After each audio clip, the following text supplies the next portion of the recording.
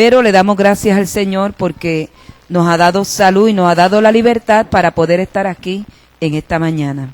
Y en esta mañana traemos un tema muy pertinente, de mucha importancia para nosotros como creyentes, como iglesia, y que le hemos puesto como tema la familia, un ministerio sacerdotal.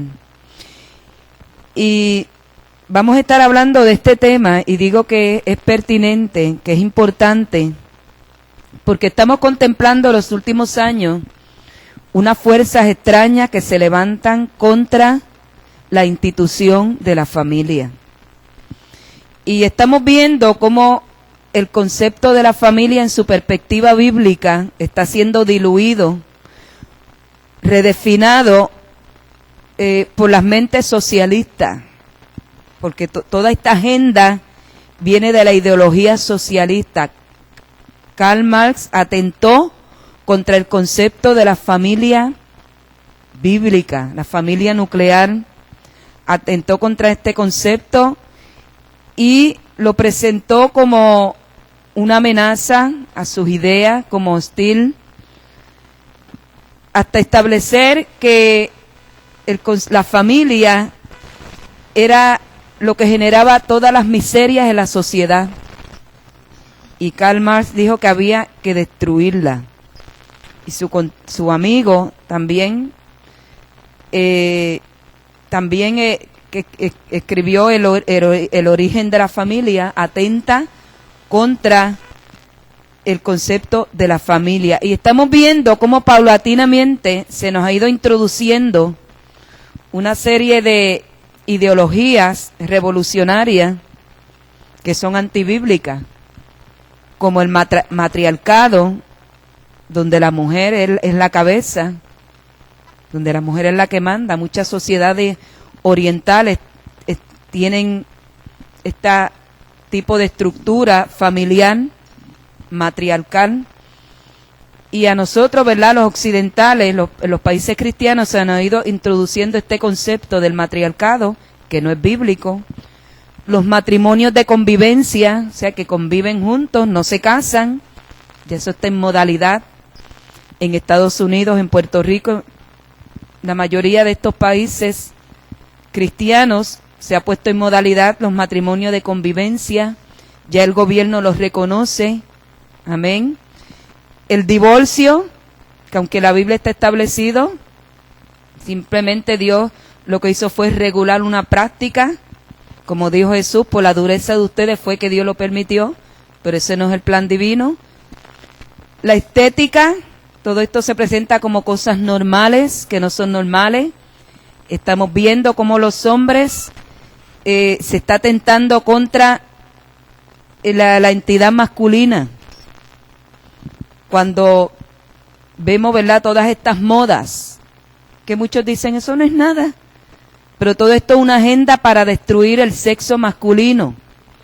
Los hombres afeitándose los vellos del cuerpo son prácticas femeninas, afeitándose las cejas, todo esto son prácticas femeninas, pero que se están imponiendo con el fin, ¿verdad?, con una agenda para destruir el sexo masculino. Se atenta contra la figura del hogar, la figura del padre.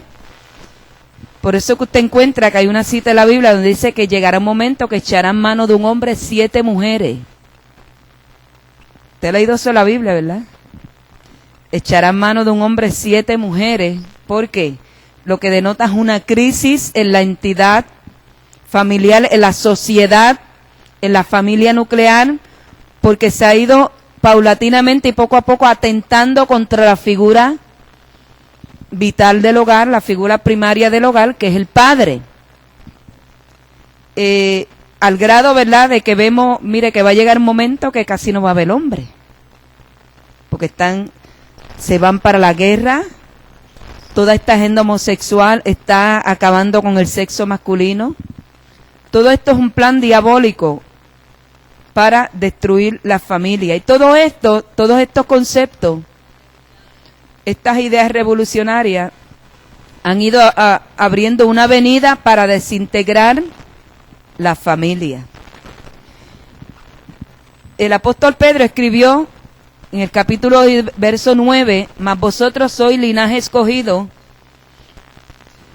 real sacerdocio, nación santa, pueblo adquirido por Dios, para que anunciéis las virtudes de aquel que os llamó de las tinieblas a su luz admirable. Y eso es para nosotros. Dios nos deja ver aquí que nos ha escogido, que somos un linaje escogido, un real sacerdocio. Somos algo especial. Por lo tanto, si nosotros somos un real sacerdocio, un linaje escogido, una nación santa, si somos algo especial, tenemos entonces que procurar de vivir a la altura de ese real sacerdocio. La realeza europea, los ingleses y otras realezas que todavía sobreviven, otras monarquías que todavía sobreviven,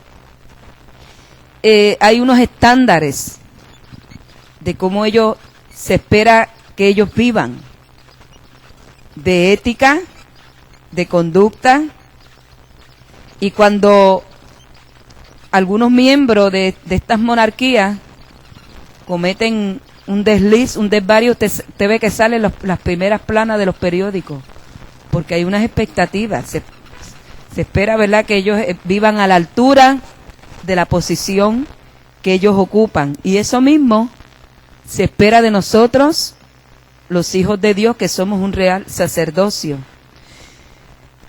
La institución de la familia estuvo presente en los planes de Dios desde antes de la fundación del mundo, como un prototipo de la unidad que existe en la deidad y una revelación de los misterios del reino. La familia es un prototipo de la familia que existe en el cielo. Y vamos a ver que en cierta medida vamos a reflejar esa unión que existe en la Trinidad, el Padre, el Hijo y el Espíritu Santo, que son una familia. Amén.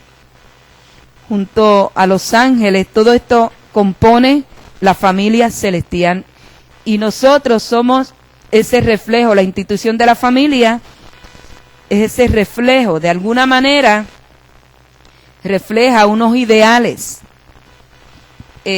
una unión que existe, una unidad que existe en esta gran familia que hay en el cielo. Cuando nosotros leemos el Nuevo Testamento, vamos a ver que no hay mucho detalle sobre esta entidad tan importante, esta institución tan importante, que como dijimos, ha estado presente en los planes de Dios, es parte de los planes de Dios, y no encontramos muchos detalles porque ya en el Antiguo Testamento se establecieron los principios en que rige la familia, que rigen en la familia, de lo que es la familia, y está definido ya lo que es la familia en el Antiguo Testamento.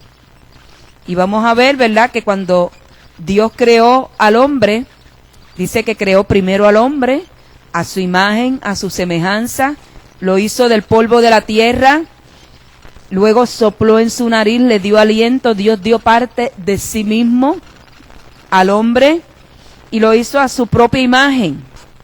O sea que esta imagen que nosotros tenemos es la que Dios tiene. Claro, mucho más sublime, más elevada, porque Dios nos hizo a su imagen y a su semejanza, hizo al hombre un ser moral. Y luego dice la Biblia que viendo Dios que el hombre estaba solo, que se sentía solo, pues le hizo una ayuda idónea, y de la costilla pues sacó a la mujer y creó a la mujer. Y aunque no vemos más detalle de que si era el plan de Dios de que ellos procrearan en ese estado de inocencia, nosotros sobreentendemos que sí, porque Caín no nació porque Adán y Eva pecaron. No vinieron los hijos producto del pecado. Los planes de Dios era que ellos se iban a procrear, iban a tener hijos, iba a haber una generación que iba a vivir en la inocencia, sin pecado. Pero lamentablemente sucedió, pues, la caída. Pero los planes de Dios siguieron. Y siguió el plan con la familia, con la institución familiar. El ministerio sacerdotal. El ministerio sacerdotal en el culto judaico fue sombra y modelo de un ministerio superior, el de la iglesia. Más adelante, como dijimos, vemos que los planes de Dios siguen con la familia. Hay una interrupción cuando Dios rompe sus relaciones con el hombre, deja ya de dirigirlo a raíz del juicio del diluvio. Anteriormente a eso, como hemos dicho en otras ocasiones, Dios se mantenía en una comunicación directa con el ser humano. Dios atendía los partos, Dios le ponía nombres a los hijos. Pues la Biblia lo dice, los hombres se llamaban del nombre de Jehová. O sea, Dios era el que le escogía los nombres, le ponía esos nombres. Dios estaba en una comunicación continua.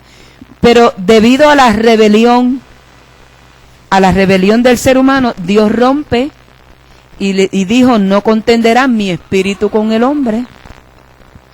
Y viene el juicio del diluvio, entonces Dios hace más adelante un pacto con una familia que escoge, que sobrevive a ese juicio, Noé y sus hijos, y Dios establece entonces la ley del gobierno humano. Ya Dios no los iba a dirigir, ellos se iban a gobernar. Hasta el día de hoy, lamentablemente, ¿verdad? Que si Dios nos hubiera gobernado, no viéramos la miseria que hay ahora.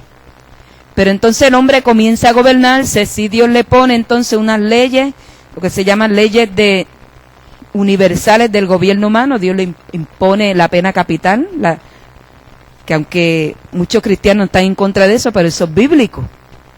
Dios lo establece, ¿verdad? Y entonces le dice al hombre, le impone una dieta.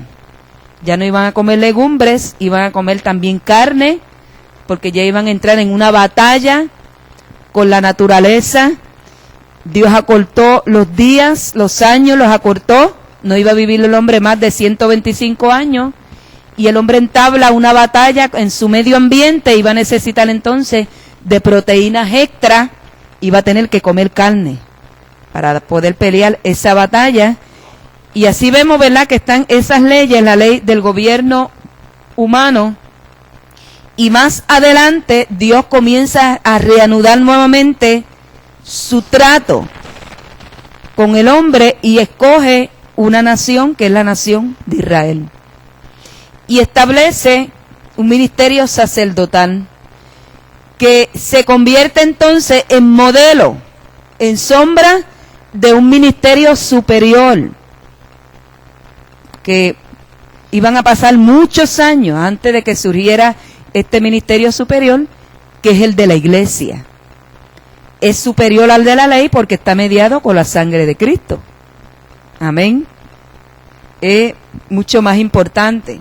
Y vamos a ver entonces que Dios impone unas restricciones al sacerdote que iban a establecer y definir los parámetros en la adoración, la liturgia y la ejecución de la voluntad de Dios en la vida del ser humano.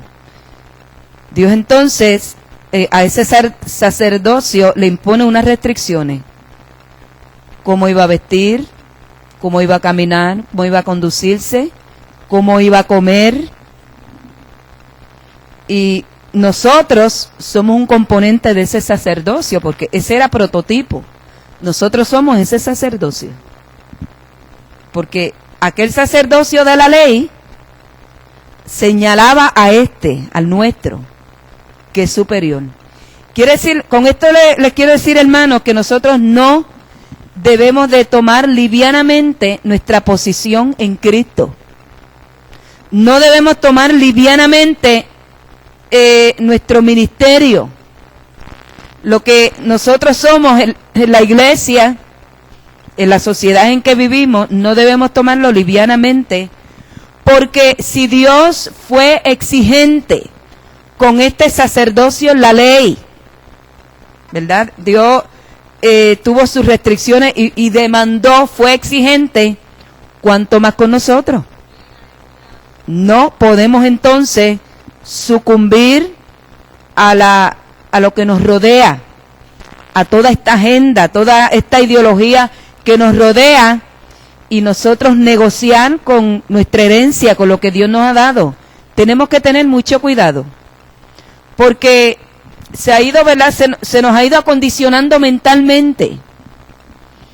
Como dijimos anteriormente, una de esta agenda diabólica es la convivencia matrimonial. Y hoy día se está contemplando, como que se ha tratado de imponer como algo normal, de que los novios sostengan relaciones, se acuesten a dormir, si le conviene se quedan, se casan, si no, pues, eso no es bíblico. Eso está trayendo ya unas consecuencias a nuestra sociedad. Ya estamos cosechando unas consecuencias. Y estamos viendo, ¿verdad?, cómo una generación de hijos, fruto de esta convivencia, se está levantando contra estos padres, de hijos rebeldes, ¿verdad? Y los están señalando. Y nuestra sociedad, ¿verdad?, está colapsando. Es lo que nosotros estamos contemplando a raíz de toda esta agenda diabólica. Y la forma que se nos está acondicionando. Y ya se nos acondicionó para eso. Se nos acondicionó para la convivencia matrimonial, se nos acondicionó para el divorcio. De que todo el mundo lo hace, eso no es nada. Ya tú no eres el único, eso lo hace todo el mundo, no es nada. Pero, ¿qué es lo que viene ahora? La relación de hombres con hombres y mujer con mujer, los matrimonios, ¿verdad?, homosexuales. Entonces se nos va a ir acondicionando a que va a llegar el momento en que, ¿qué? Eso no es nada. Y lo próximo es que van a querer ser pastores, van a querer ser sacerdotes de la Iglesia Católica, ¿verdad? Ellos van a seguir reclamando sus derechos hasta llegar porque ahí es que quiere llegar el enemigo, hasta llegar a la iglesia. Entonces, eso no es nada.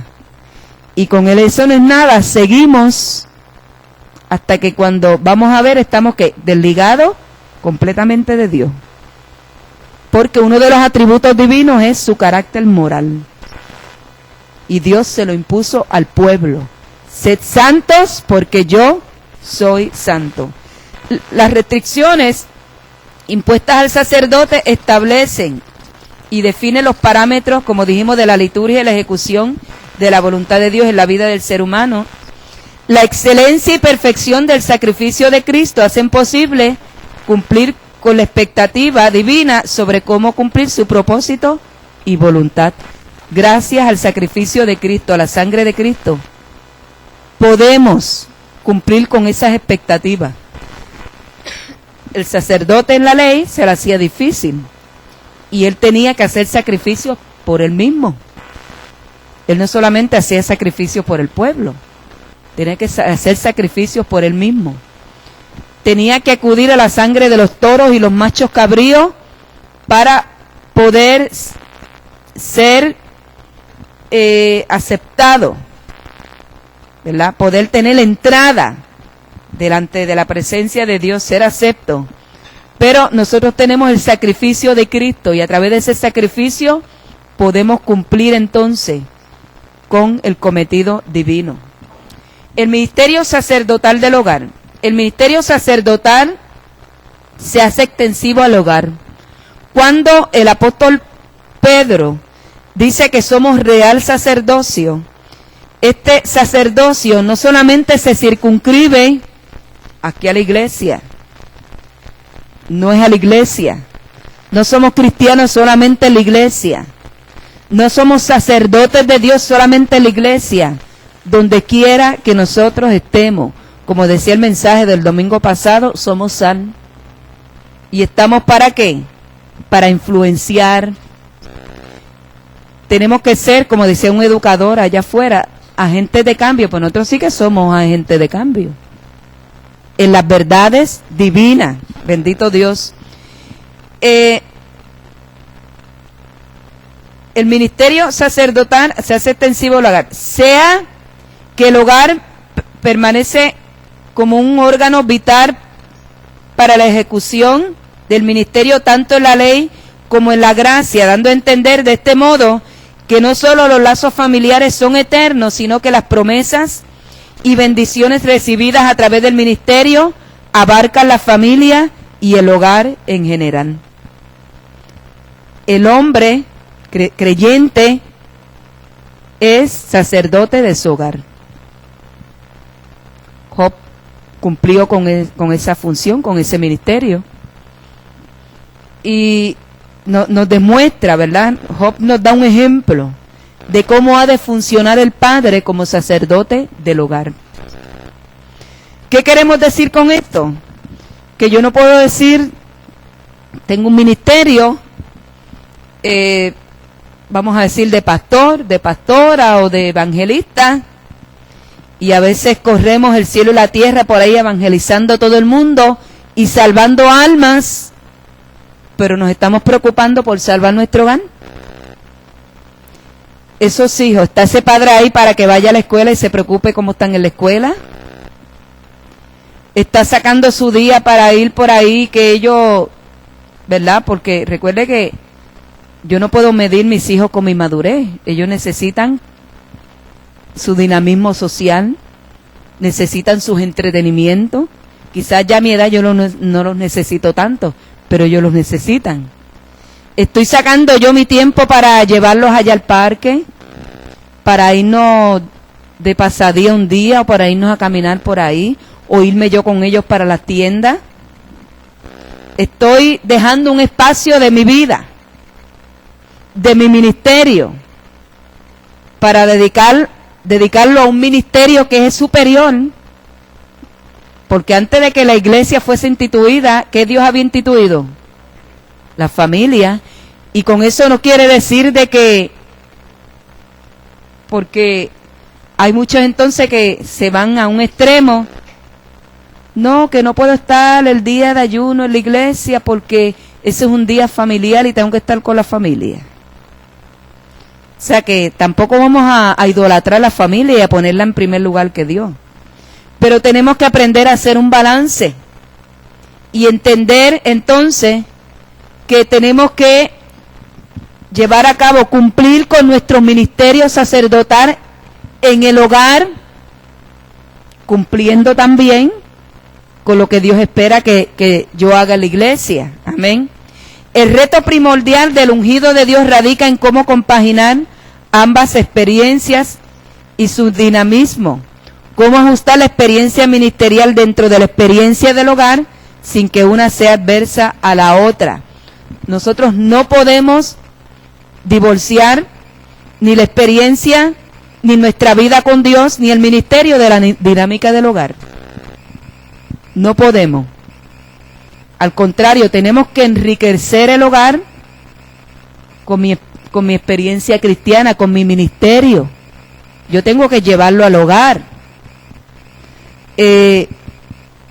Hubo un momento dado que era bien común, que a veces veíamos los evangelistas, como dije anteriormente, corriendo cielo y tierra, y a veces lo que se encontraba por allá era una esposa con 3, 4, 5 hijos, que tiene que estar haciendo de padre, de madre, tenía que estar resolviendo cuánto problema había del hogar, tenía que ser plomera, tenía que ser mecánica, tenía que ser albañil. ¿Por qué?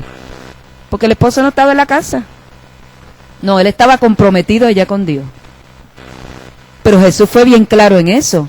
Y está bueno estar comprometido con Dios.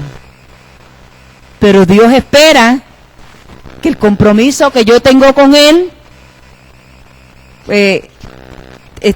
incluya también al compromiso que yo tengo que tener con las personas más allegadas a mí. Y Jesús mismo lo estableció.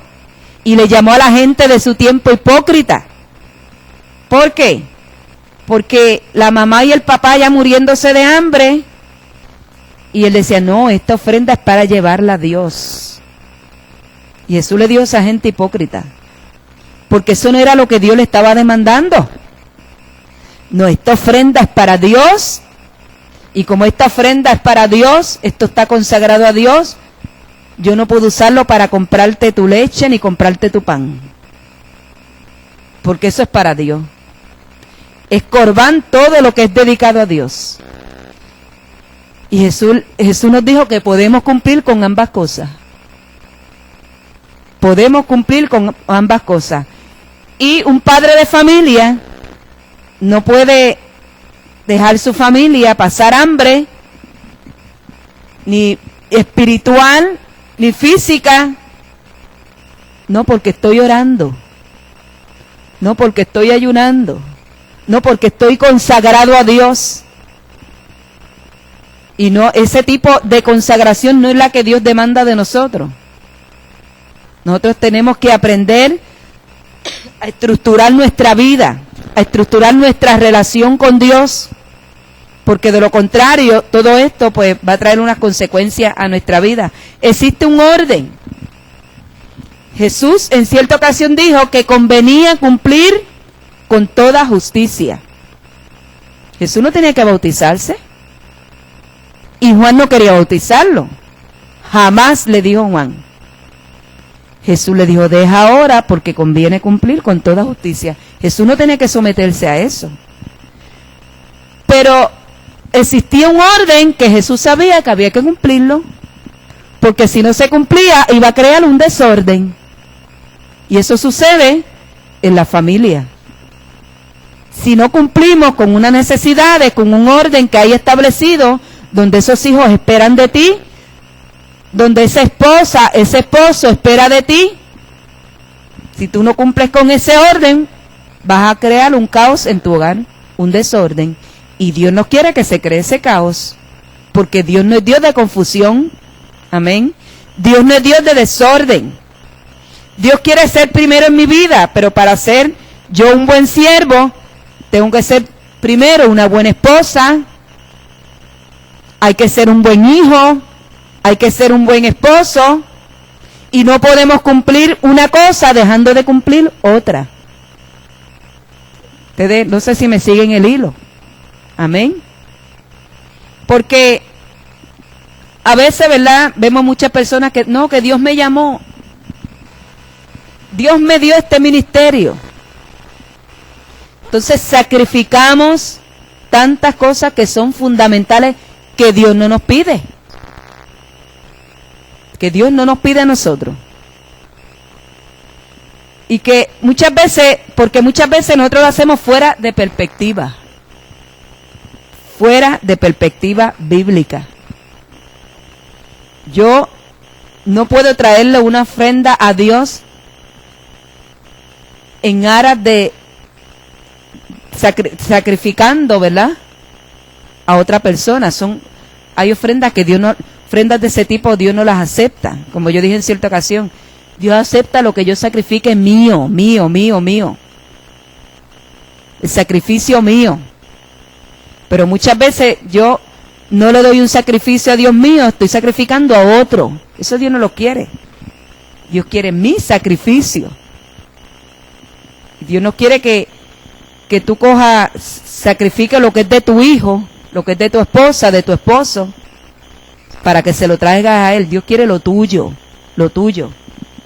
Que si ese día me tengo que acostar a las 2, a las 3 de la mañana porque quiero pasar unos momentos con Dios, pero a la misma vez sé que tengo que mantener la casa limpia para que cuando mi esposo llegue vea la casa limpia y él se sienta bien, pues lo hago. Pues mira, tuve la casa limpia, pues me acosté a las 2 o a las 3 de la mañana porque quería estar unas horas con el Señor. Ese sacrificio es el que Dios espera de nosotros. Pero Dios no quiere que yo me venga este día para aquí, amén, o que esté, vamos a ponerme, me vaya 7 días de ayuno, me retire por allá, y deje por allá un hogar revuelto, una familia que quizás él no sabe ni freír un huevo, que quizás los hijos no saben, o quizás los hijos en la calle. No, hermanos, tenemos que ser entendidos. Tenemos que ser entendidos. Y si no podemos hacer un balance, si no sabemos, no podemos llevar un ministerio, mejor que no le pidamos ministerios a Dios. Porque a veces le pedimos ministerios a Dios. Señor, yo quiero hacer esto. Señor, yo quiero esto. Entonces, nos metemos en problemas. Nos metemos en problemas serios. Porque le pedimos algo a Dios y si no, luego no sabemos hacer un balance. Y si vamos entonces a meternos en un ministerio sacrificando otras vidas, no, yo sacrifico la mía, otras no. Y espero, ¿verdad?, ser clara en esto. La esposa, los judíos, inclusive la iglesia primitiva, no tenía mucho problema respecto a la función dinámica de los miembros de la familia dentro del ministerio, ya que el concepto de la estructura familiar establecido por Dios del hombre como cabeza, donde cada uno de los miembros quedaban subordinados a la autoridad del padre, no había sido alterado al grado que lo ha sido el nuestro. Ese concepto bíblico, mire, el concepto ideal, concepto social ideal es el patriarcado. Y digo ideal porque eso, ahora eso es una irrealidad, una utopía, es una irrealidad. Debido a la forma que nosotros hemos sido, ¿verdad?, afectados y como se ha ido desintegrando el núcleo familiar. Pero el ideal es el patriarcado. Y eso Dios nos lo dejó como modelo. El hombre es la cabeza del hogar. La mujer es consorte, ayuda idónea. La responsabilidad recae sobre el hombre. Dios le va a demandar a él como padre de familia. Dios le va a demandar a él. La carga tanto económica, espiritual, y digo espiritual porque hay muchos padres de familia, vete tú para la iglesia, que mandan las esposas para la iglesia a los hijos y ellos no van. Los hijos nunca lo ven ni leyendo la Biblia. No los ven ni orando. Y son los últimos en llegar a la iglesia. Y eso crea un problema. Eso crea un desajuste espiritual en el núcleo familiar. Porque se espera que él sea la cabeza. Se espera que él sea el que dirija. Se espera que él sea el que imponga. El que refuerce los valores de familia. Eso es lo que se espera, eso es lo bíblico. Pero ya le digo, a nosotros se nos ha afectado al grado de que prácticamente nuestra sociedad, casi lo que vemos es una sociedad matriarcal. Porque se ha ido reforzando este concepto, esta ideal de la familia matriarcal. La mujer en la revolución industrial, 1850, 1860 por ahí, cuando surge la revolución industrial, donde las mujeres se sacan del hogar y se mandan a trabajar. Esto creó un caos. Cuando surge esta revolución industrial, creó un caos. En Inglaterra, usted no sé si ha visto películas donde que son se escribieron muchos libros, novelas de esta revolución y aparece plasmado en películas. Oliver es una y se me olvidó unas cuantas, son clásicos ahora, donde presenta, ¿verdad?, las nefastas consecuencias de esta revolución. Los hijos se veían, los niños se veían vagabundeando en las calles, pasando hambre. Se formaban gangas de niños, que era la única manera de poder subsistir. Y en gangas caminaban por las calles. Niños abandonados, niños solos en las calles. ¿Por qué? Porque las mujeres salieron del hogar y se fueron a trabajar. Y fue un experimento nuevo para aquella sociedad, creó un caos y todavía está creando un caos.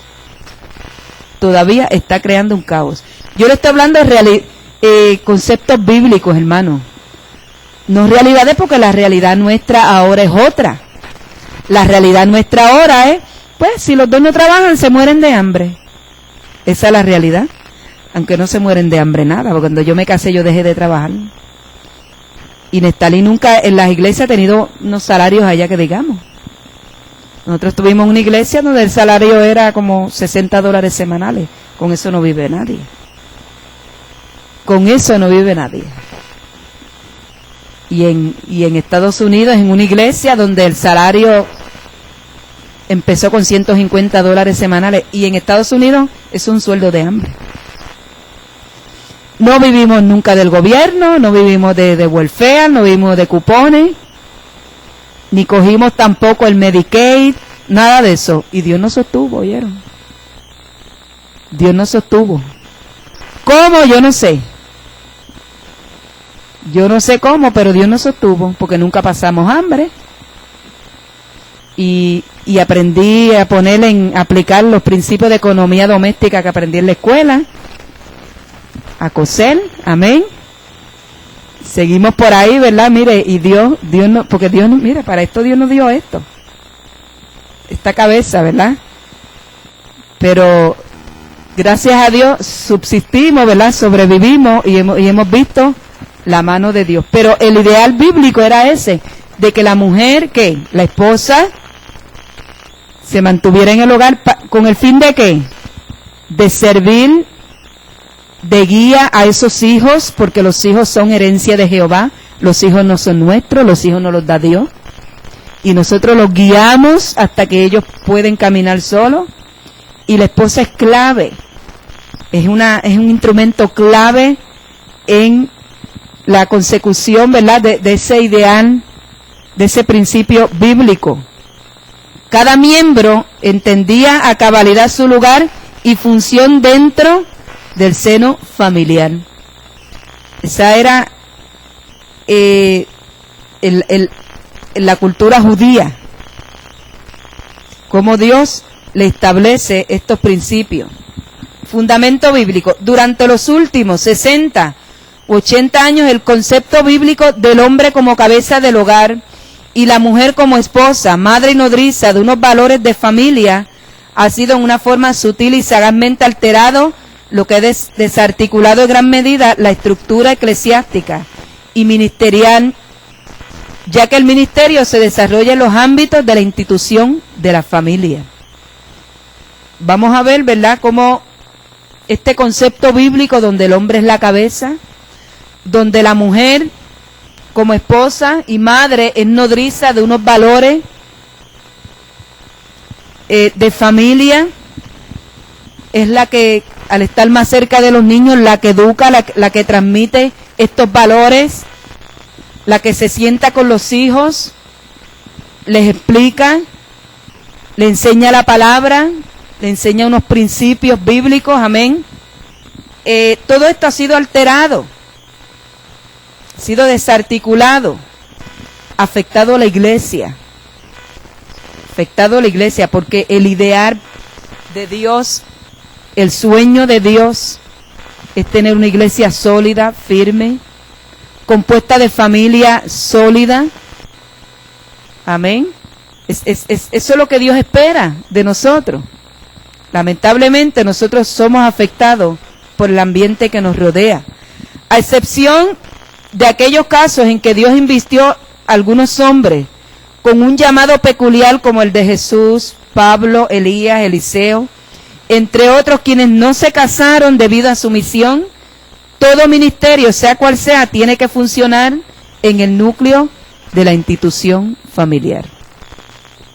¿Qué queremos decir con esto? Que si tú eres esposa, tú eres esposo, tú eres hijo, tú dices que tienes un ministerio, tú tienes que desarrollar ese ministerio, cumplido la cabalidad, dentro de ese círculo de familia. Si eres esposa y dices que tienes ministerio, tienes que cumplir con tu esposo. Reconocerlo como cabeza del hogar. Aunque tú estés llena del Espíritu de Dios, aunque hables lenguas angelicales, aunque predique más tremendo que Kathryn Kuhlman, que es una tremenda predicadora, tienes que recordar que primero tú eres esposa. Tú eres esposa. Y al ser esposa primero, tú no puedes irte sobre la autoridad de ese hombre, porque estarías entonces contra la autoridad de Dios. Que Dios invistió a ese hombre de una autoridad que proviene de él. Y eso, yo traigo esto, hermano, porque esa es la modalidad ahora. Yo me avergüenzo a veces en congregaciones ver esposas que dicen que tienen ministerio haciendo avergonzar a los esposos. Eso no es de Dios. Los mandan hasta callar. Sí, ¿verdad? Y vemos, toman unas prerrogativas que Dios no se las ha dado. Porque antes de ser misionera, antes de ser pastora, antes de ser lo que sea, es una esposa. Y eso es un ministerio. Y ese ministerio va sobre el otro. Es primero que el otro. Por eso es que la Biblia dice que la mujer sabia edifica su casa, la necia con sus manos la destruye. Y estamos viendo muchos hogares destruidos. ¿Por qué? Por este espíritu feminista, matriarcal, que impera dentro de muchas congregaciones, que a veces no valorando, porque es una bendición. El Espíritu Santo le ha placido darle ministerio a las mujeres que nunca lo habían tenido. Ni en la ley, ni en la iglesia primitiva. Eso es, le ha placido ahora al Espíritu Santo llamar a mujeres y ungirlas al pastorado. Mire, eso sonaba inconcebible para los tiempos bíblicos. Aunque Dios en sus momentos escogió mujeres, en su prerrogativa, ¿verdad? Bajo su soberanía, Dios llenó mujeres como a Débora y la puso de dirigente de Israel. Y ellas supieron ejercer esa función. Porque Débora no quería ir a pelear, le dijo, no, socialmente no se veía bien de que ella fuera la cabeza, y llamó a Barak y le dijo, vete tú para que la gloria, yo soy mujer, y socialmente esto no es aceptable. Pero Barak no quiso, le dijo, pues, tú no quieres. Pues ella se apropió de la bendición, y Dios le ha dado este privilegio. Ahora, tenemos que entender esto, que hay una ley, un orden que hay que cumplir, hay una justicia, como dijo Jesús, que hay que cumplirla. Y es que antes de la mujer tener ministerio, es una esposa. Y tiene que ser primero una esposa. Tiene que atender su hogar. Tiene que atender su familia. Tiene que atender su esposo y no puede atentar contra la autoridad de su esposo. Porque él es puesto, como le dije, antes de la iglesia, antes de los ministerios, estaba la institución de la familia. Sí, como dije aquí, ¿verdad? Hubo hombres que nunca se casaron. Se consumaron para Dios. Elías nunca se casó, por lo que nos muestra la Escritura. ¿Cómo se iba a casar Elías con el ministerio que llevaba? Eliseo aparentemente nunca se casó. ¿Cómo se iban a casar esos hombres? Si esos hombres vivían ¿dónde? No tenían hogar, no tenían morada. Ellos dormían donde les cogía la noche. Elías vestía con pelo de camello porque se dedicaron, se consagraron, se consumaron para Dios. Y su vida fue esa, vivir para Dios. Por lo tanto, no se casaron. Pero si se hubieran casado, Dios los hubiera exigido que tenían que atender su familia. Dios tenían que cumplir con eso, porque eso es una exigencia divina. Tenemos que volver a los fundamentos de la realidad bíblica si es que queremos emprender un ministerio próspero y saludable. ¿Tú quieres ser útil a Dios? Amén. Pues comienza por los fundamentos. ¿Tú quieres agradar a Dios en tu vida? Comienza por los fundamentos. Hay que comenzar a estructurar nuestra vida en el plan, en el modelo que Dios nos puso. No podemos tirarnos por ahí y volvernos locos. No, que es el ministerio. Y a predicar. Y por ahí, para arriba y para abajo. ¿Y qué? Y a veces lo que vemos es una esposa pasando hambre. Unos hijos pasando necesidades. Que están faltos, ¿verdad? De amor de ese padre, de cariño, de atención. Y los vemos disfuncionales. Porque a veces usted ve pues, familias ideales, pero lo que hay dentro, cómo yo estoy ejerciendo esa función, cómo estoy cumpliendo con ese ministerio de padre, porque ser padre es un ministerio. La palabra ministerio quiere decir servir. La paternidad es un ministerio conferido por Dios a cada ser humano, que Dios va a demandar a cada padre por ese ministerio que Dios le dio. Y hay que saberlo cumplir. Hay que hacerlo porque Dios va a demandar. La importancia de la esposa en el ministerio del hogar. El modelo femenino y de familia creado por esta presente revolución cultural no encaja dentro de la perspectiva bíblica, lo que ha dislocado la estructura del hogar y lo que es esencialmente un ministerio.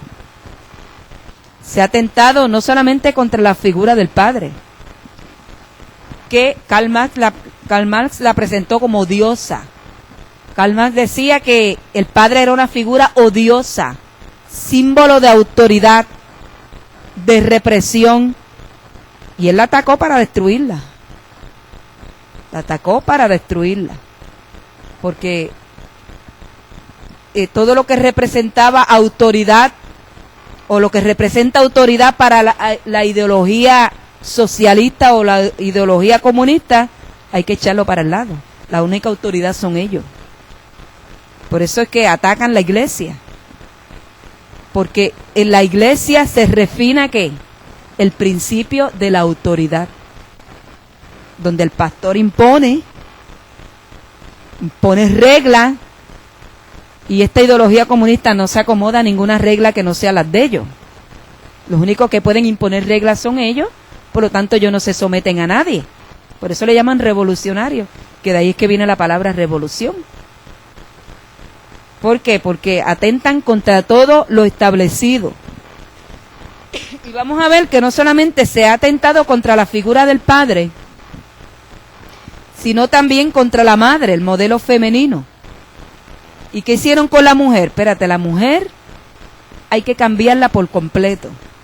Y usted ve que ya tan temprano como por ahí para los 1890 hay una revuelta de estas revolucionarias femeninas cuando pues, se les permite a las mujeres que estudien, que vayan a las universidades. Y no es que esto sea malo, ¿no? Porque ya le digo, como dijo Jesús, podemos cumplir con una cosa sin dejar de cumplir la otra. Y yo creo en la superación de la mujer, yo lo creo. Porque yo me he superado, amén. Y creo en eso. Pero creo que la mujer puede llegar donde ella quiera, pero ¿dentro de qué? Dentro de los parámetros que Dios le impuso. Sin dejar de ser hija, sin dejar de ser esposa, sin dejar de ser mujer.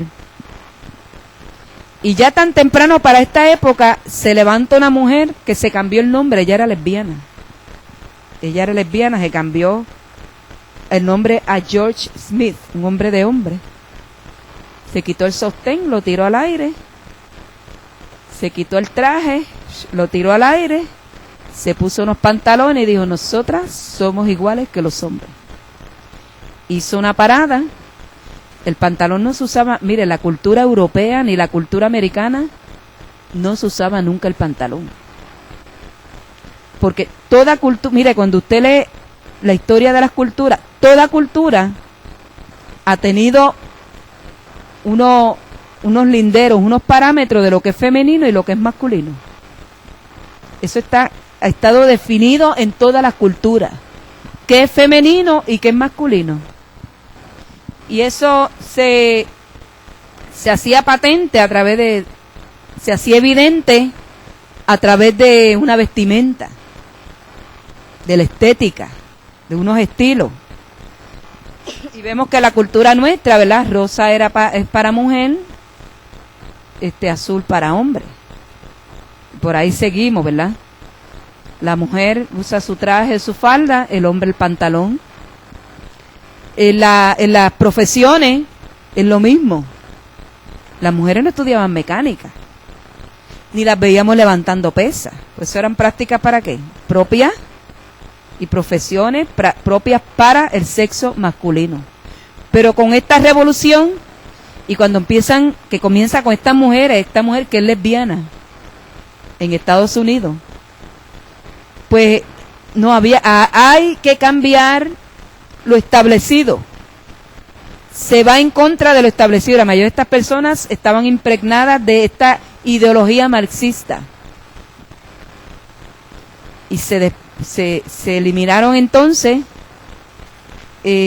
los parámetros, ¿verdad?, de lo que es femenino, lo que es masculino. Y en Puerto Rico, que no se quedó atrás, viene entonces una mujer que se llamaba Luisa Capetillo. Yo no sé si era lesbiana, no lo era, pero era una revolucionaria radical. Y no que las mujeres somos iguales que los hombres. Y es la primera que se pone aquí unos pantalones. Se fue para Cuba y allá la arrestaron. Cuba todavía no era comunista. Allá la arrestaron, la metieron presa porque estaba prohibido que las mujeres ¿qué?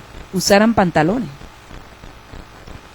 Y vino aquí, revolucionó la sociedad puertorriqueña. Y las mujeres se pusieron pantalones. O sea, le traigo esto para que ustedes entiendan por qué la iglesia, en un momento dado, ya eso lo han ido, ¿verdad? Lo han ido aflojando en ese aspecto. La iglesia estaba en contra de esto y no permitía que la mujer usara pantalones. Porque todo esto provenía de esta agenda marxista, con el fin de ¿qué? De destruir el concepto de la familia, la institución de la familia, diluyendo, ¿verdad?, la figura de la mujer, la figura femenina, tratando de borrarla. ¿Qué es femenino? Bueno, lo que tú creas que es femenino. ¿Qué es masculino? Lo que tú creas que es masculino. Si tú te vistes así, eso está bien, pues eso está bien para ti, pues eso es así. Esa es la ideología que permea ahora. ¿Tú piensas que está correcto? Pues está bien, aunque la Biblia diga lo contrario. Pero si tú piensas que está correcto, está bien. Eso es así. Pero eso no es así ante Dios. Amén. Jesús dijo, aún de toda palabra ociosa que el hombre hablar en la tierra, dará cuenta a Dios el día del juicio. Y se olvidan que van a comparecer delante de Dios en un juicio donde Dios va a demandar y va a exigir. Amén. Y va a establecer y va a juzgar conforme a su palabra. Y como Dios nos va a juzgar conforme a su palabra, nosotros tenemos que vivir ¿qué? Conforme a la palabra. Quiere decir que como el pantalón es un símbolo de rebelión, yo predico contra eso, porque eso es símbolo de rebelión. Que quiera pensar lo contrario, que piense lo que le da la gana. Pero como yo le decía en cierta ocasión a una persona, el problema tuyo es que eso está en la Biblia. Y como eso está en la Biblia, estás en problema. Porque Deuteronomio 22:5 dice, no usará el hombre ropa de mujer, ni la mujer usará ropa de hombre.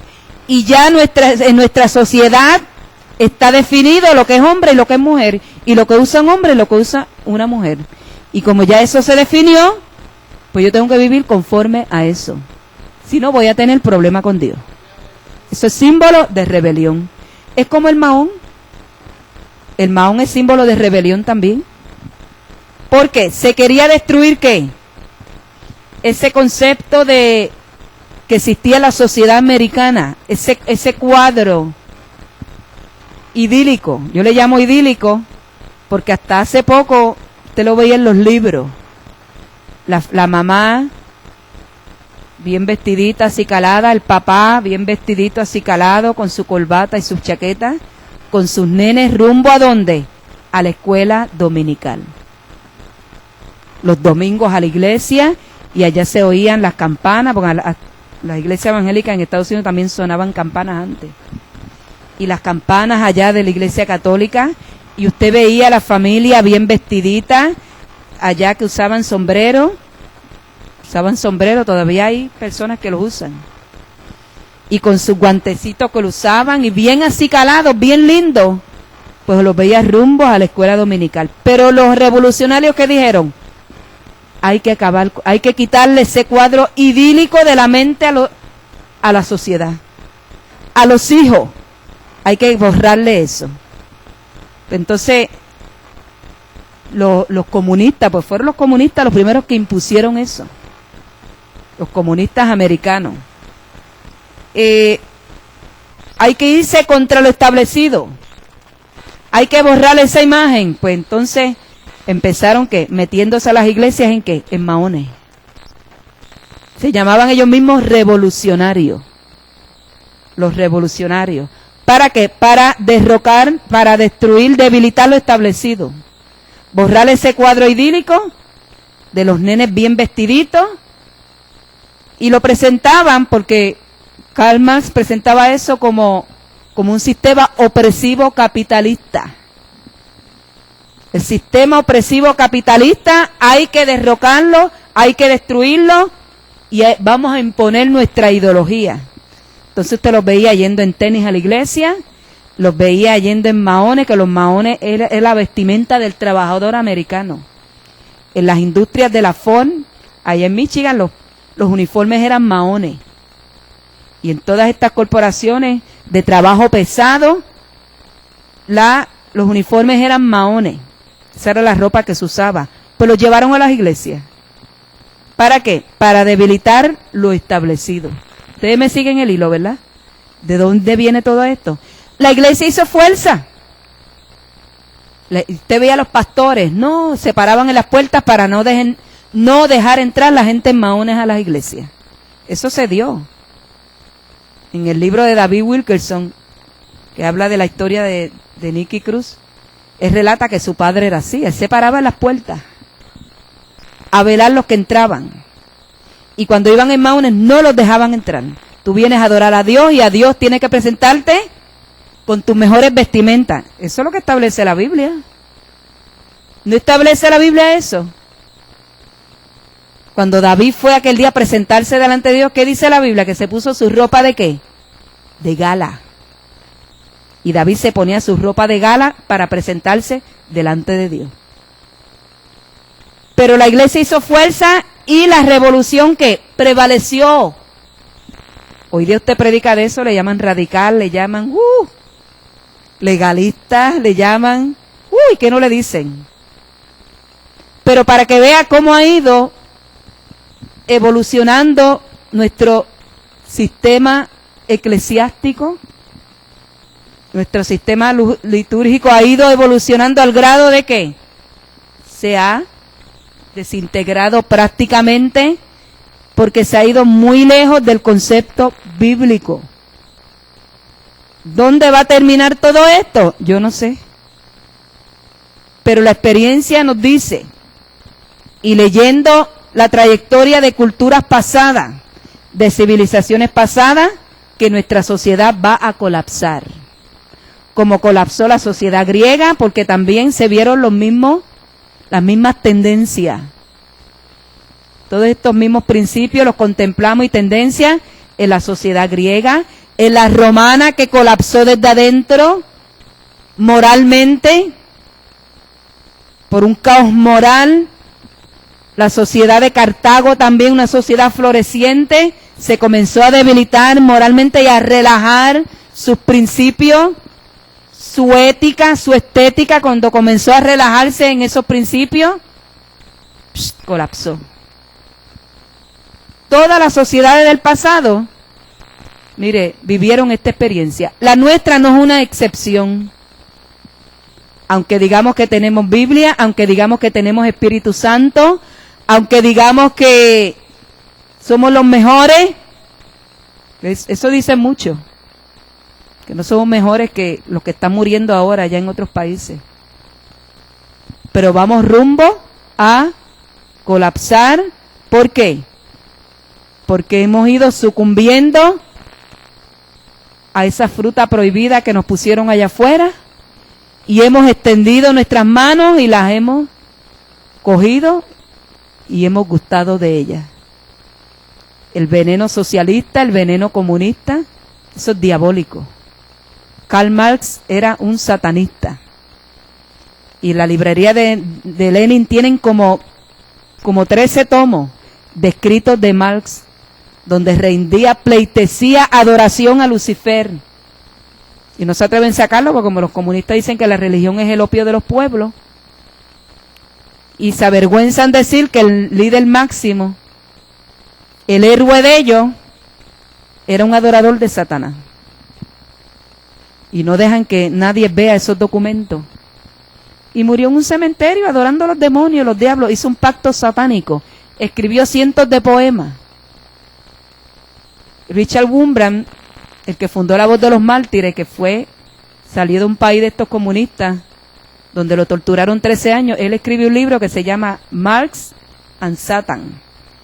Marx y Satán. Y él evidencia, los comunistas las recogían de las librerías en Polonia, los libros de él, porque se ha traducido en muchos idiomas. Y los comunistas los sacaban para quemarlo, para quemar el libro de él. En Colombia igual, que quemaban este libro, porque no quieren ver, ¿verdad?, reflejado a su héroe como que era un adorador de Satanás, un religioso más consumado que quizás muchos de los que tenemos hoy día, adoraba a Satán. Y de ahí viene todas estas ideologías y hemos sucumbido a ellas. Hemos sucumbido, nos hemos dejado engañar del enemigo, que el diablo nos pone, que si el pastor es dictador, que si el pastor es exigente, que si esto, que si el concilio esto, que si el concilio lo otro. Y por ahí seguimos y cuando venimos, ¿verdad?, nos convertimos en transgresores. Alabado Dios. Y lamentablemente, ¿verdad?, pues estamos bien afectados y sabemos que todo esto, ¿verdad?, lo que nos va a llevar, nos está llevando es a una apostasía. La esposa debe entender con claridad su lugar como copartícipe en la función sacerdotal de su esposo. Nosotras somos copartícipes, porque el esposo es el sacerdote del hogar, es la figura. Y tenemos que reconocerlo así. Al ser la figura principal del hogar, al ser el sacerdote, yo tengo entonces que someterme a él. Eso es lo que me dice la Biblia. Dice a las esposas que se sometan a ¿qué? A los esposos, porque ellos son cabeza. Entonces yo tengo que someterme a él. Hermana, ¿y si mi esposo es un maltratador? Bueno, vas a tener que buscar la manera de lidiar con ese asunto, porque tú lo escogiste. Se supone que cuando yo me vaya a casar, si yo le sirvo a Dios, yo ore a Dios por el esposo que yo voy a elegir y que voy a buscar. Porque los que los buscamos somos nosotros, ¿no? Somos nosotros. Yo una vez estuve hablando con una muchacha donde estaba orando y Dios le habló, le dijo, ese va a ser tu esposo. No, ese no me gusta. Porque a ella no le gustaban así. Pues ella después cogió y se casó. No le fue bien. Porque el que Dios tenía para ella no le gustaba. Pues así nosotros decidimos. Pues entonces vas a tener que buscar la manera de bregar con ese esposo maltratador. Pedirle sabiduría a Dios, amén. Y hay casos que tienen que divorciarse, porque yo lo digo, hay casos en que la mujer tiene que dejarlo. Que hasta uno mismo, ¿verdad?, pues ha tenido que aconsejarlo, mira, chacha, métete bajo, vete, busca protección policíaca para que te protejan. Y así son los fenómenos que están surgiendo en nuestra sociedad hoy día, que hay que estar buscando avenidas para protección de los hijos, protección de la esposa. Amén. Quiere decir entonces que en medio de las disfunciones, porque recuerde que nosotros estamos en una naturaleza imperfecta, y al estar en una naturaleza imperfecta van a haber problemas en el hogar, van a haber problemas en los matrimonios. ¿Quién dice que en los matrimonios no hay problemas? ¿Los va a haber? Amén. Pues en medio de esa situación nosotros tenemos que bregar. Dios no nos dejó huérfanos, nos dejó la palabra. Vamos a ver qué dice la palabra y vamos a acomodarnos a lo que Dios me dice en su palabra, pues para que las cosas pues funcionen mejor. Y si nos sometemos a la palabra y buscamos, ¿verdad? Pues seguimos por ahí y poco a poco podemos llegar al otro lado. Amén. Pero tenemos que entender esto, que hay una expectativa, hay una ley divina, porque eso es ley divina. El que inspiró al apóstol para escribir eso fue el Espíritu Santo, cuando nos dijo que nosotras como mujeres tenemos que someternos a nuestros esposos. Y tenemos entonces que aceptarlos como cabeza, como dirigente. Y yo puedo opinar porque yo en casa opino, pero la palabra que prevalece es la de ¿quién? La de Nestalí. Y a veces los muchachos me piden permiso y yo digo, pero deja ver lo que tu papá dice, porque entonces yo tengo que pedirle permiso a él, ¿verdad?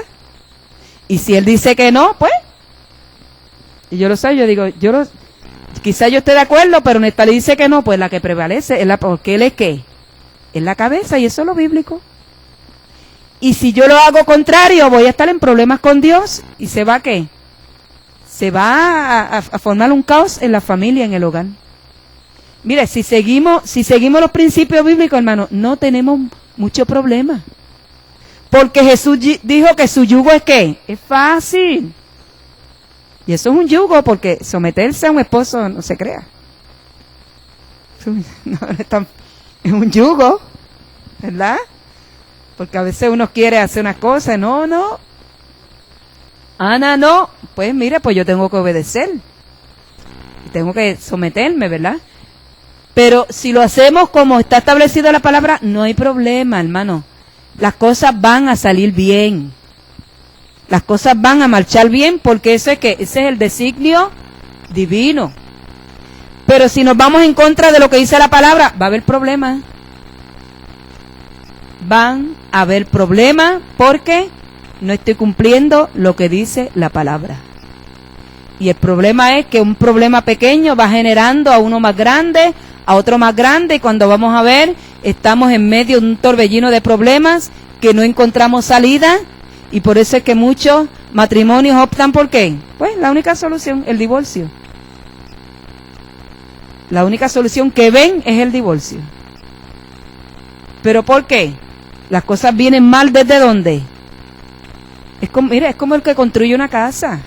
Yo no sé de construcción, pero en Oaxaca había mucho constructor y se pasaban hablando todo el tiempo y decían que lo principal es la zapata, los fundamentos. Que si los fundamentos de la casa estaban bien, pues. ¿Y cuántas veces hablaban que a veces construían casas que estaban mal los fundamentos y se iban abajo? Pues así mismo, bíblicamente.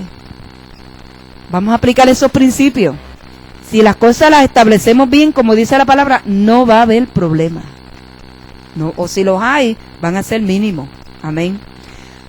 Algunas funciones, Pablo dice que no podemos poner otro fundamento sobre el que ya existe porque nos exponemos a pérdida. Por lo tanto, la esposa tiene que entender la seriedad de su llamado en esta hora y hacer un esfuerzo por volver a los fundamentos de la verdad bíblica. Romanos 15:20, Primera de Corintios 3:10 al 15. Hay que volver a los fundamentos de la verdad bíblica si nosotros queremos tener éxito en la vida, si queremos tener éxito con nuestros hijos, con nuestros esposos, con las esposas. Hay que volver a los fundamentos bíblicos. Eso es todo, mire, no hay más nada. Esto no es cuestión de psicólogo ni psiquiatra, nada de esto. ¿Qué te va a decir el psicólogo? Y a veces tienen 3, 4, 5 divorcios, o están en adulterio, en fornicación, una vida pecaminosa. ¿Qué consejo te puede dar? ¿Ah? como el que le dieron una hermana que estaba pasando por depresiones. Búscate un amigo. Cuando tu esposo se vaya a trabajar, búscate un amigo y te entretiene. ¿Sí? Ese fue el consejo que le dio un psicólogo. Pero mire, vamos a la palabra. Si nos acomodamos a la palabra, no va a haber problema. Algunas funciones de la esposa desde la perspectiva bíblica. Ayuda idónea del esposo. Va a ayudar al esposo en lo que sea. A veces tenemos hasta que pintar. Yo en casa pinto. Nestari no tiene tiempo. Tiene un ministerio. 20,000 visitas, 20,000 problemas que resolver. Si yo me pongo a esperar por él, ¿qué pasa?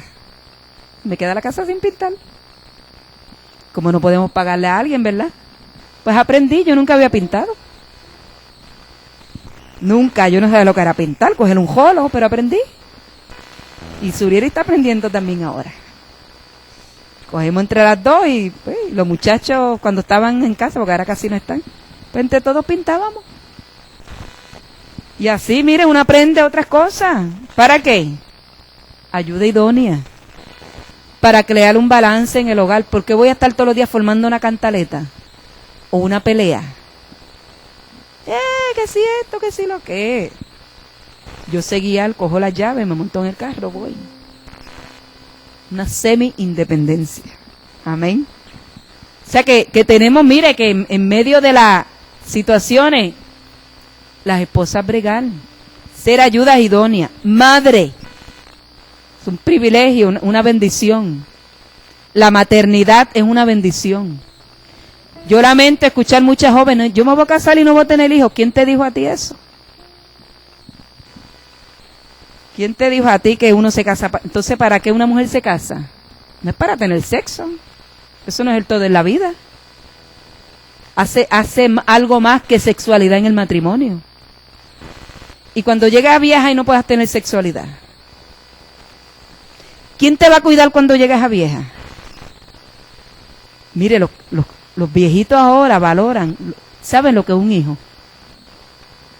¿Verdad? Aquí tenemos a Agustina. ¿Ah?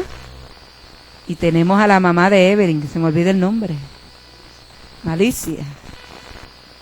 Mire, lo que vale un hijo. Entonces, pregúntale a todas estas ancianas y ancianos.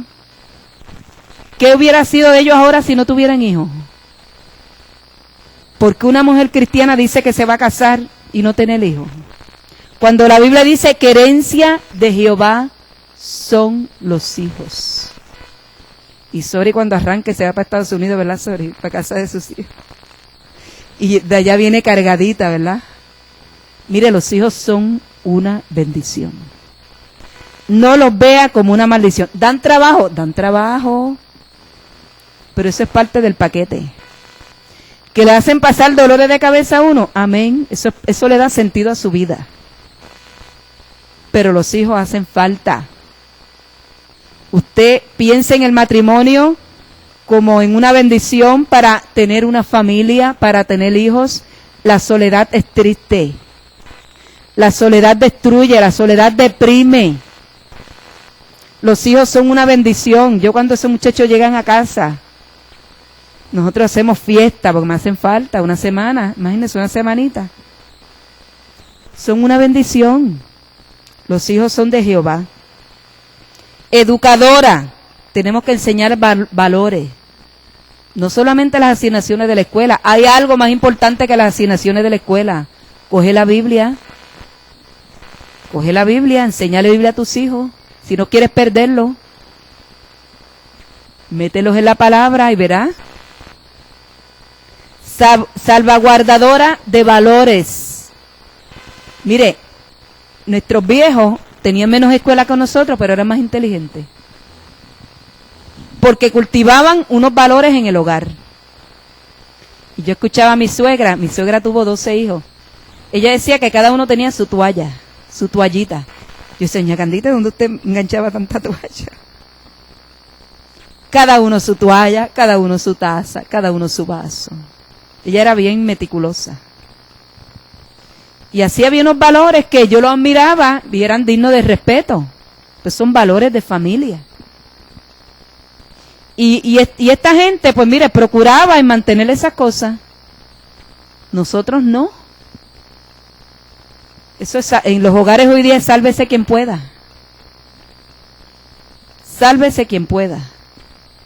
Mi papá, toda la vida, yo vi a mi papá, que mi mamá le servía la comida, comía y él le dejaba la mitad. Y mi mamá se sentaba y se comía lo que mi papá dejaba. Esos son valores.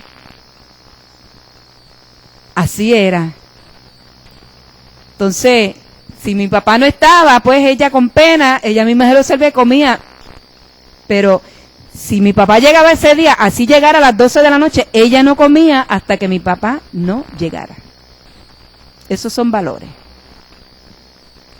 Y mi papá, todas las mañanas, el que preparaba el desayuno era mi papá para nosotros. Mami nunca hacía desayuno, era papi. Mi papá se levantaba, hacía el desayuno, le llevaba el desayuno a mi mamá a la cama.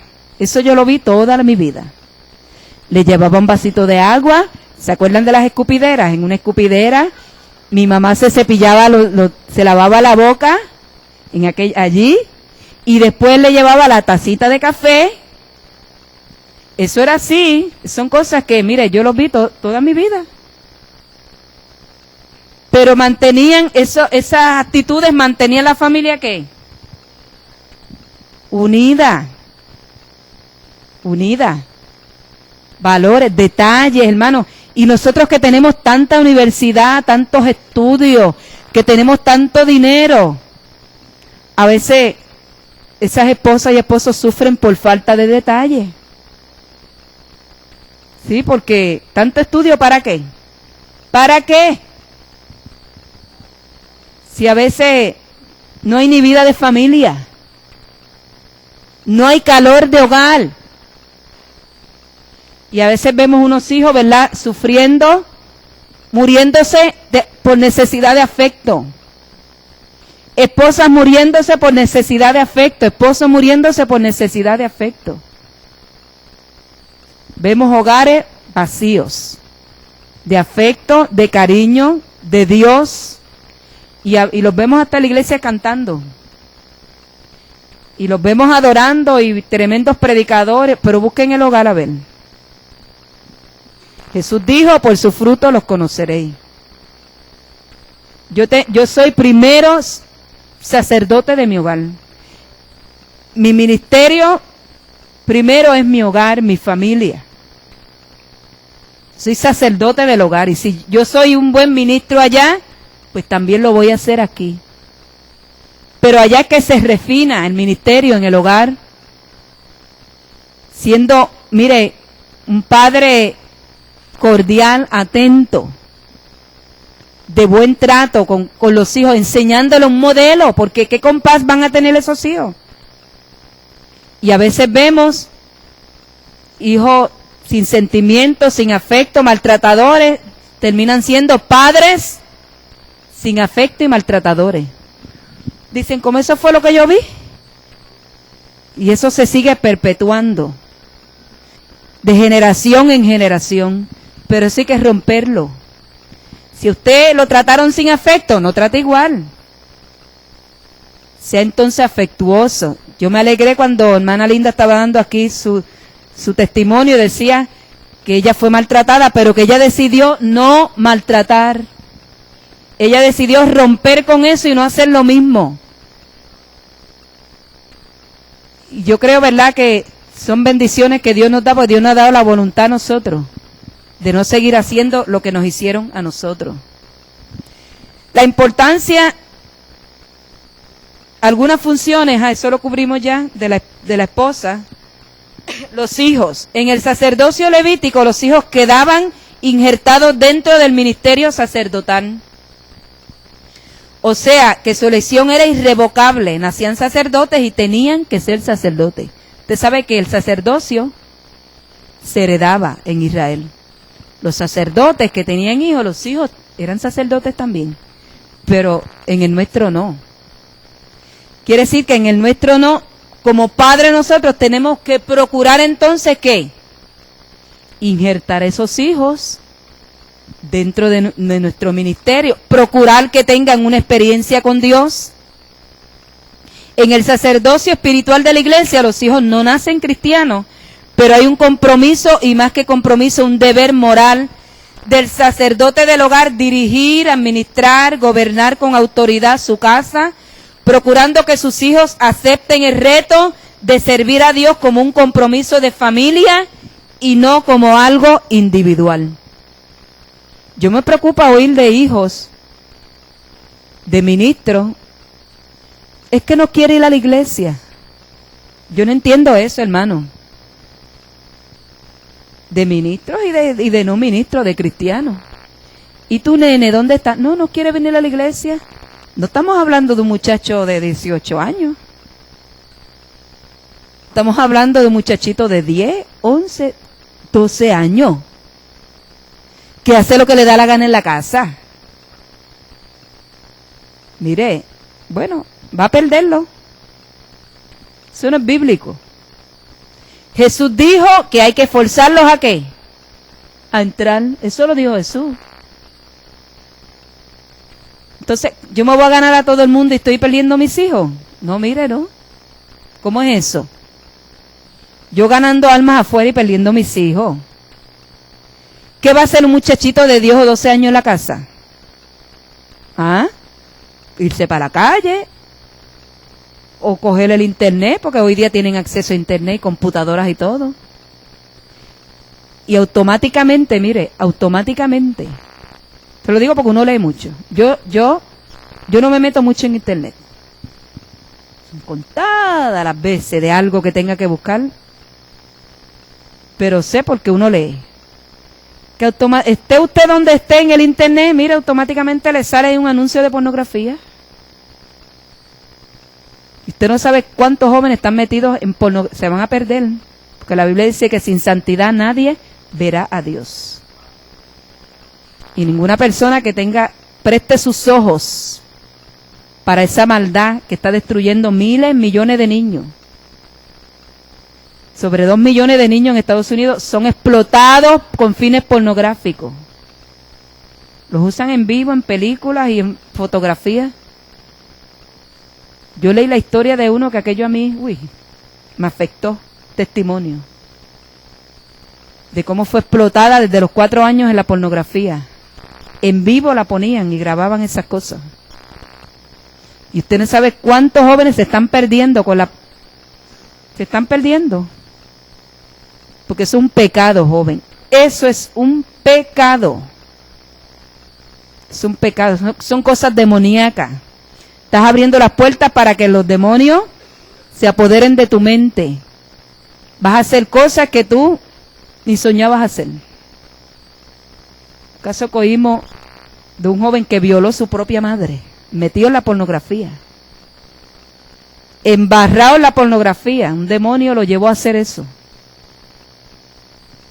Después se había intentado suicidar como 5 veces porque el sentimiento de culpa no lo deja.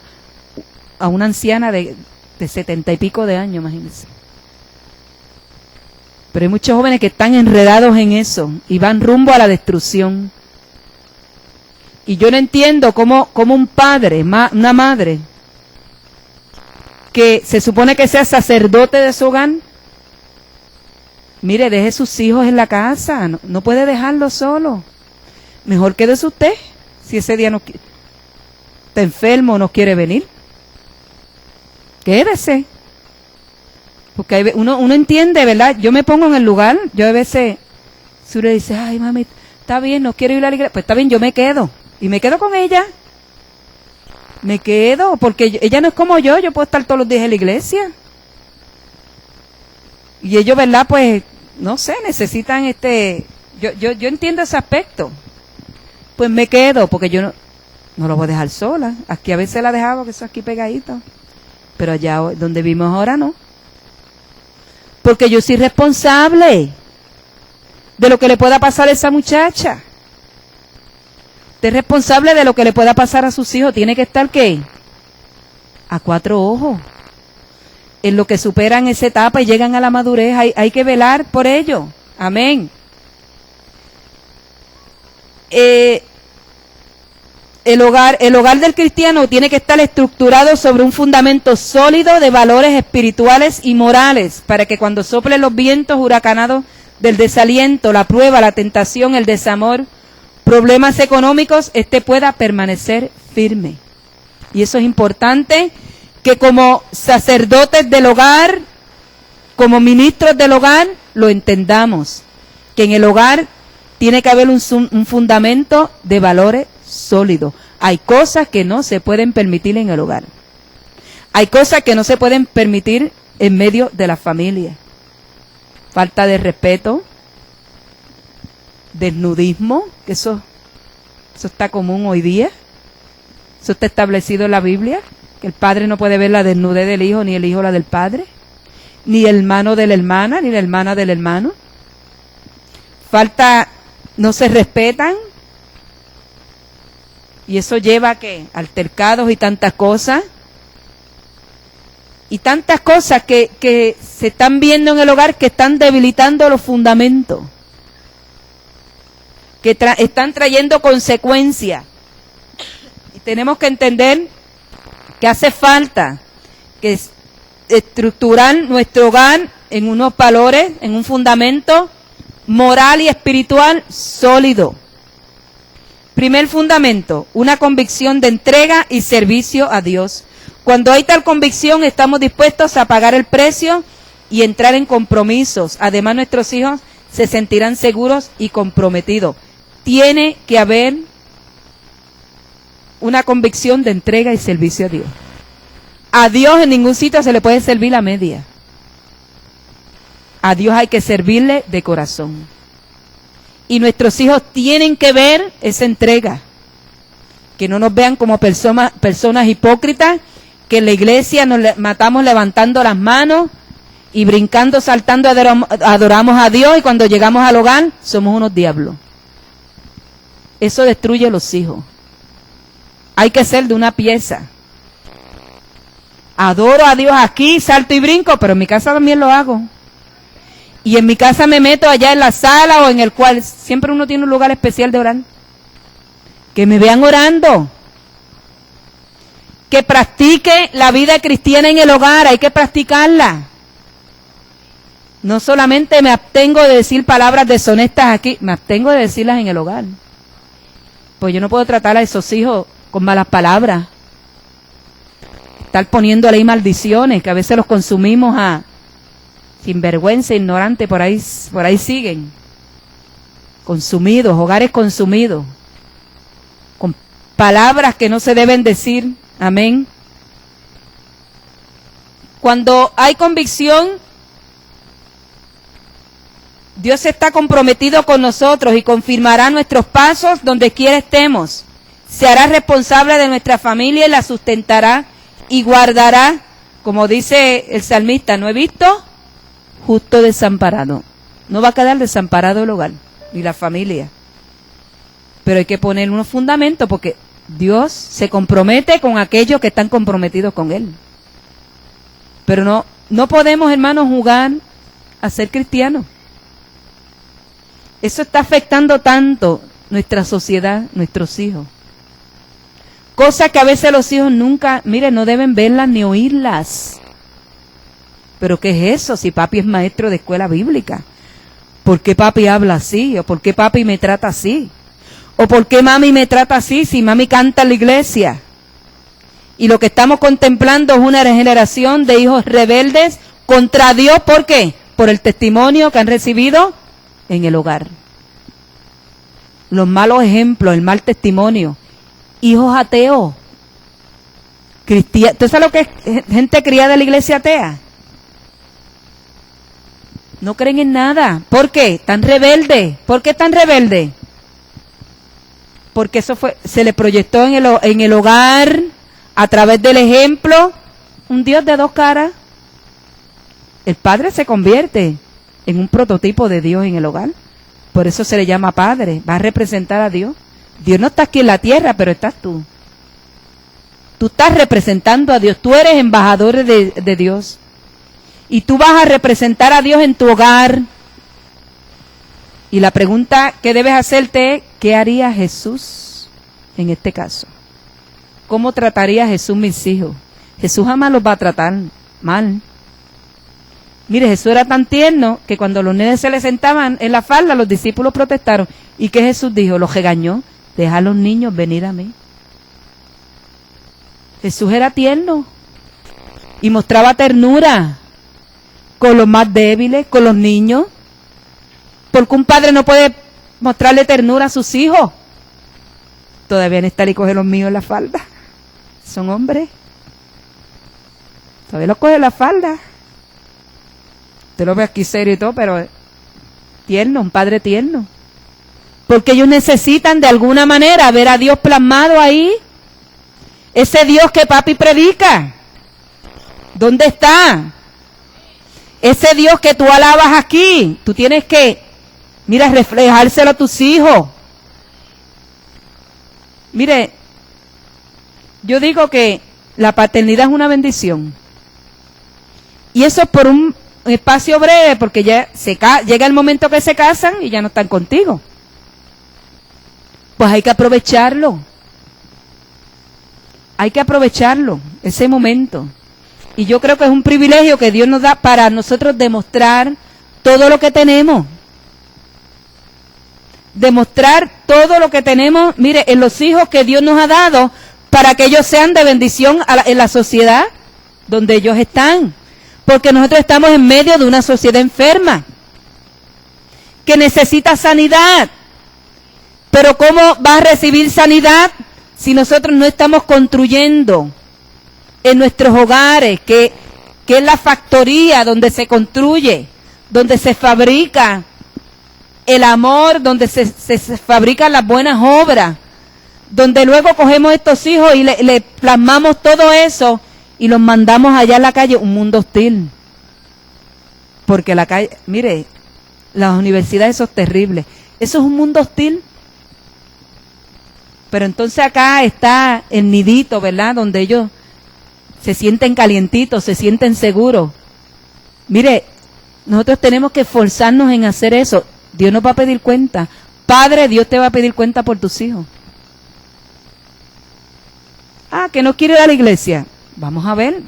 Llega el momento que ellos deciden. Y quizás no quieren ir a la iglesia. Pero no por eso yo dejo de amarlos y dejo de seguir orando por ellos. Y de seguir poniendo mi, ¿verdad? Porque ellos deciden, no todos son iguales, ni no todos van a seguir a Dios.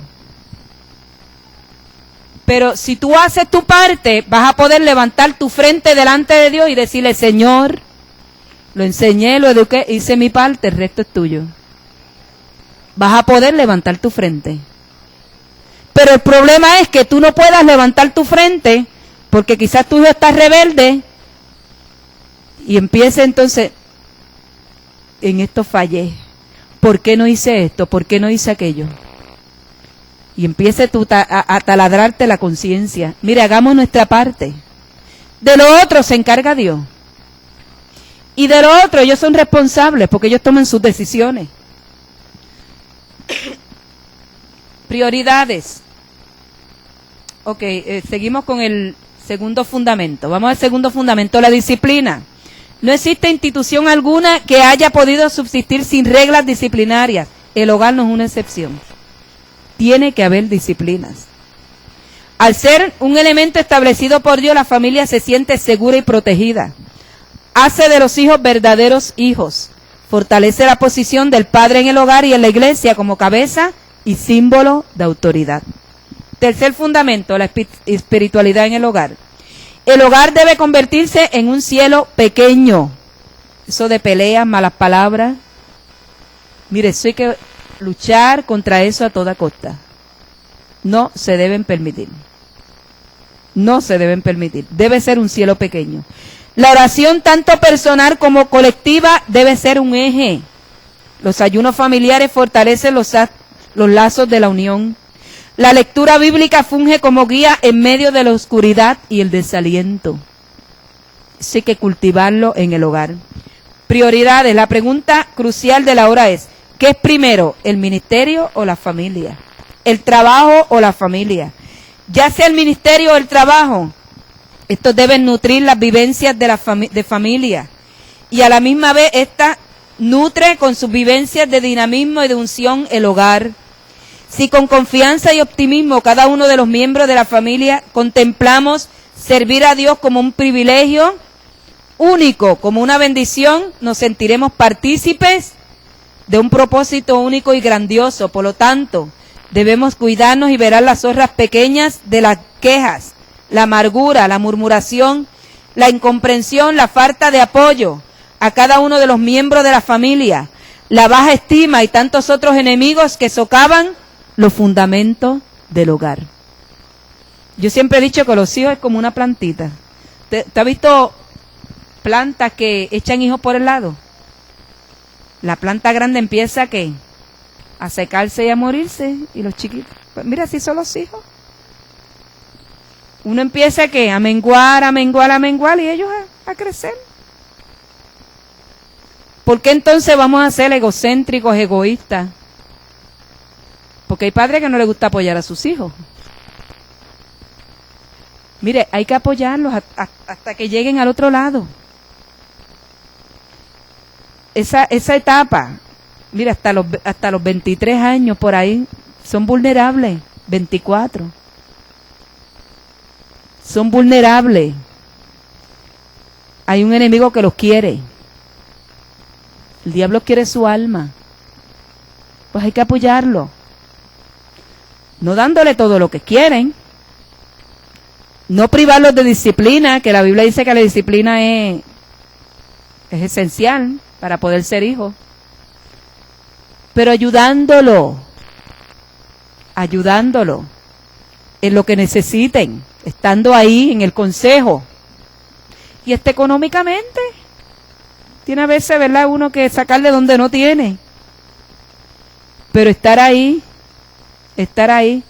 Yo una vez me preguntaba, cuando estuvimos en una iglesia, de un anciano que quedó, una anciana que quedó abandonada. Tenía hijos, no la iban a ver, y todo el mundo criticaba a los hijos.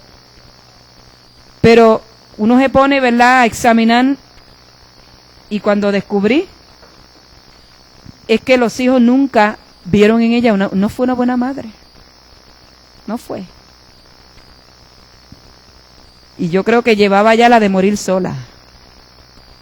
Aquellos hijos estaban llenos de amargura, de resentimiento por el trato que recibieron. Y yo oí hablar en cierta ocasión, dijo, yo no tengo nada contra ella, pero no puedo tratarla quizá como tú trataste a tu mamá. No hay ese afecto, porque ella nunca lo cultivó. Y por ahí empezó a contar.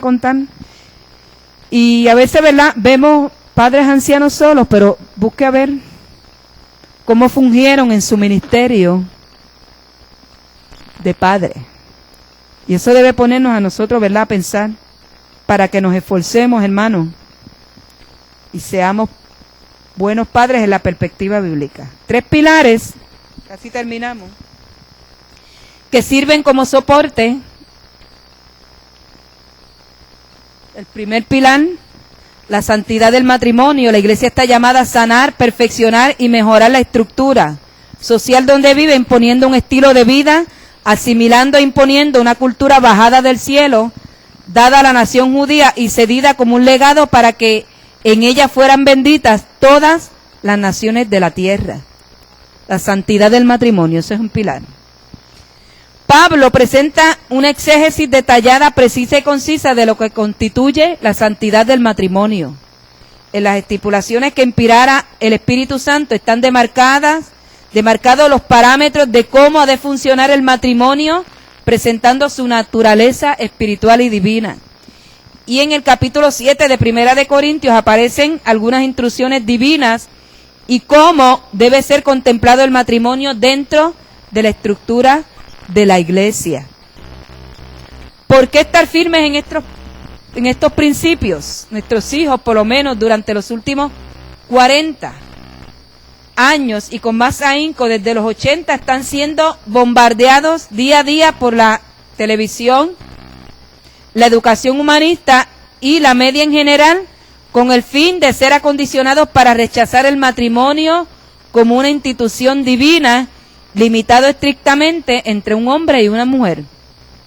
Si la institución del matrimonio es contemplada solamente como una reacción química entre dos personas o dos cuerpos, quedaría afectada la institución de la familia, como guardiana de unos valores eternos, valores de moralidad, de esfuerzo, de lucha, de respeto y responsabilidad.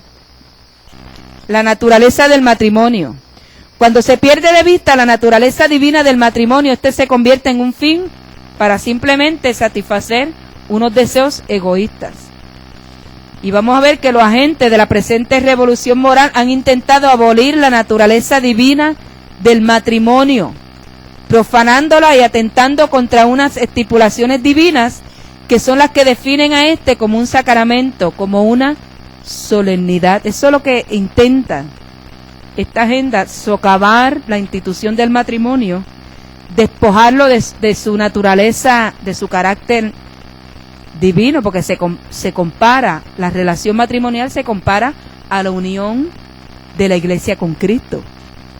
Es un tipo de esa unión que va a haber entre Cristo y la iglesia, y como esto lo que contempla es eso, presentarnos esa unión de Cristo y la iglesia, pues intentan profanarlo, abolirlo.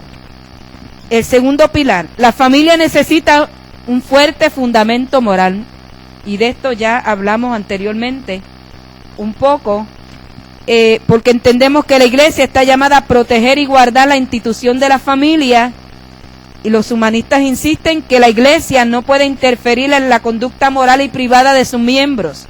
Esta idea desarticula por completo el organismo de la iglesia y la familia. En la sagrada palabra nosotros encontramos que está establecido concretamente cómo tiene que vivir el ser humano, y la iglesia está llamada a predicar eso, a imponer eso, a establecerlo. Que tú no me tienes que decir lo que tengo que hacer. Bueno, la palabra de Dios te dice qué es lo que tú tienes que hacer, cómo tú vas a vivir la vida cristiana, cómo tú vas a vivir en tu vida matrimonial. Está establecido en la Biblia. Si tú haces contrario a eso, estás en problema, porque estás en desobediencia, y toda desobediencia conlleva una pena. Si la familia está fundamentada sobre un sólido fundamento de moralidad, si no está fundamentada, se va a pique. Con esto terminamos, con este tercer fundamento, tercer pilar. La familia necesita un fuerte fundamento espiritual más que nada. Con esto terminamos, ¿verdad? Quiero concluir con esto, porque nosotros tenemos, hermanos, que luchar a toda costa contra esta agenda, como dije anteriormente, que mire que viene de afuera, en las instituciones educativas, la educación pública, las universidades.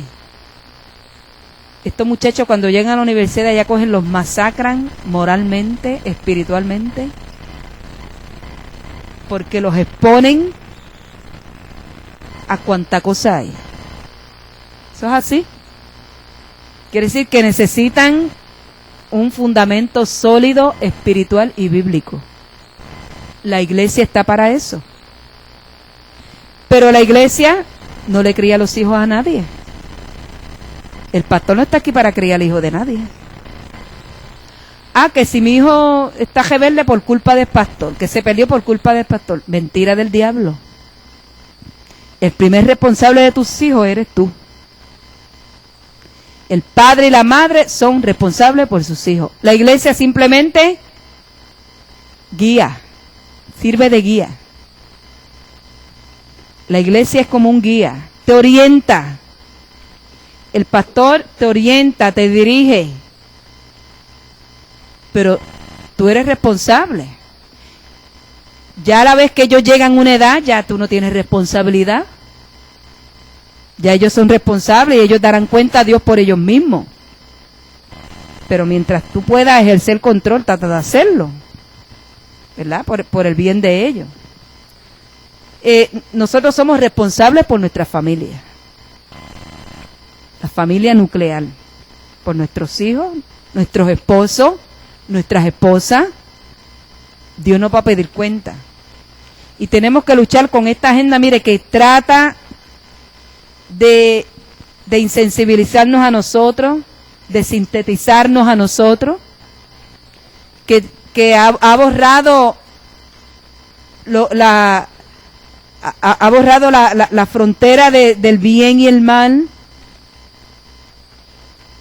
y nos trata de llevar a que eso no es nada, que todo el mundo lo hace. Vamos a la palabra y vamos a mantener unos principios bíblicos y entender que la familia es una institución divina, que tenemos que luchar por ella y preservarla, no importa lo que allá digan, porque lo que viene por ahí arreciando, mire, como un huracán, es esta ideología de transgénero, del tercer género.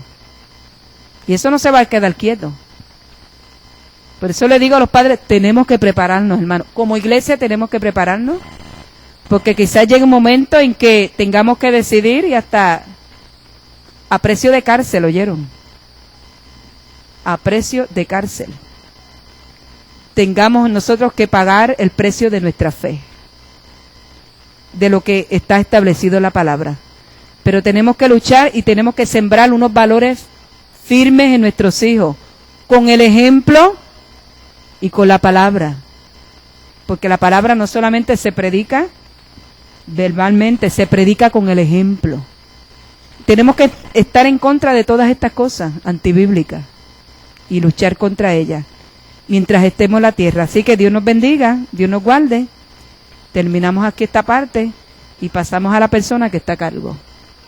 Bendito. Nuestra hermana Noelia.